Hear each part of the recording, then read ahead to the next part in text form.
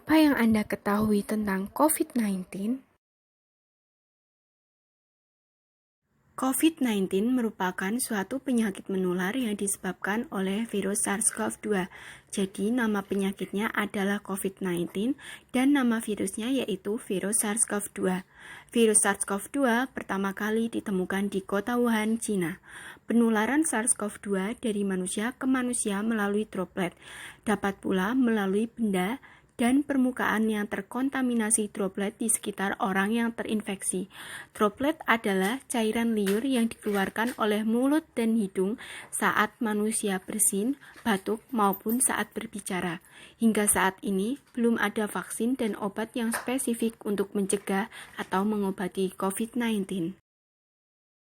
Gejala COVID-19 yang biasa ditemui yaitu demam, batuk, sesak napas, dan sakit tenggorokan. Namun, untuk beberapa kasus, orang tidak menunjukkan gejala. Nah, orang yang tidak menunjukkan gejala ini, dahulunya kita menyebutnya dengan OTG atau orang tanpa gejala.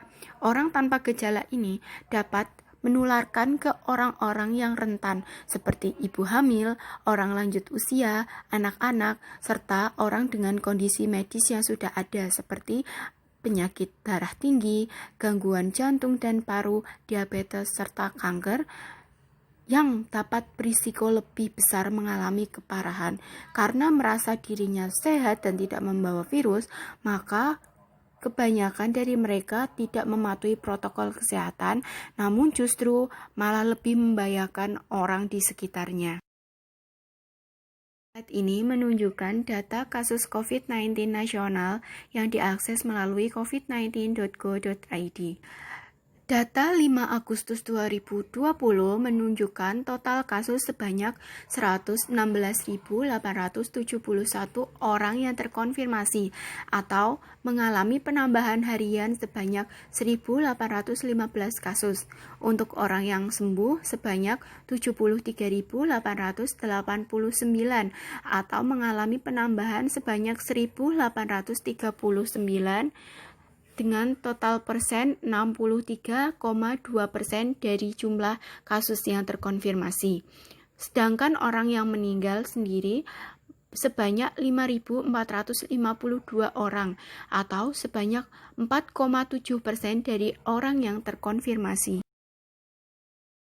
Untuk kasus COVID-19 provinsi, data 5 Agustus 2020 menunjukkan Jawa Tengah berada di posisi ketiga dengan jumlah kasus yang terkonfirmasi sebanyak 1.732 kasus, dengan orang dalam perawatan sebanyak 3.307 kasus, orang yang sembuh sebanyak 5.770 kasus, dan orang yang meninggal sebanyak 655 kasus dengan fatality rate atau angka kematian sebanyak 8,7%.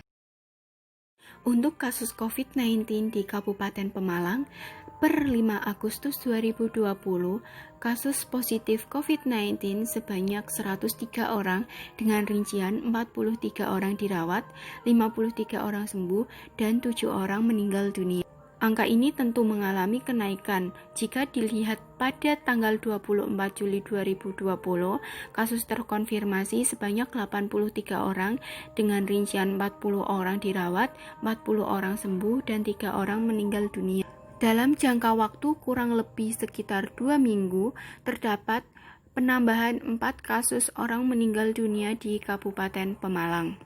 Ibu-ibu dapat mengakses data tersebut di infocorona.pemalangkap.go.id. Faktor yang menyebabkan meningkatnya kasus COVID-19 di Indonesia yang pertama adalah masyarakat tidak menggunakan masker saat keluar rumah. Yang kedua, masih banyak warga yang berkerumun. Hal tersebut terjadi karena adanya mispersepsi dari masyarakat yang beranggapan bahwa new normal adalah semua kegiatan sudah dapat berjalan dengan normal. Namun, pada kenyataannya, hal tersebut tidak demikian. Angka kasus COVID-19 di Indonesia terus mengalami peningkatan, baik secara nasional maupun daerah. New normal atau adaptasi kebiasaan baru merupakan suatu bentuk adaptasi yang harus dilakukan oleh masyarakat untuk dapat beraktivitas maupun berkegiatan seperti sedia kala, namun dengan tetap mematuhi protokol kesehatan. Kemudian, faktor yang menyebabkan meningkatnya kasus COVID-19 yang lainnya yaitu peningkatan kapasitas uji spesimen. Pemerintah maupun swasta ikut turut serta dalam melakukan uji spesimen baik melalui rapid test maupun swab untuk mengetahui siapa saja yang telah terpapar virus SARS-CoV-2. Sehingga dari faktor tersebut, angka kasus terus mengalami peningkatan. Pencegahan dari penyakit COVID-19 yang pertama dan yang paling utama yaitu gunakan masker dengan benar dan jaga jarak minimal 1 meter. Hal tersebut ditujukan agar droplet yang kita keluarkan saat bersin maupun saat batuk atau saat kita berbicara dengan orang lain tidak terhirup maupun menempel ke benda dan orang di sekitar kita. Pencegahan yang lainnya yaitu dengan melakukan olahraga teratur serta konsumsi makanan bergizi. Hal tersebut dapat digunakan untuk meningkatkan imunitas tubuh.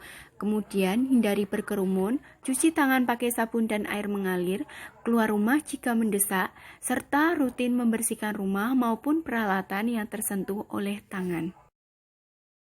Kesehatan selalu tampak berharga setelah kita kehilangannya. Jonathan Swift.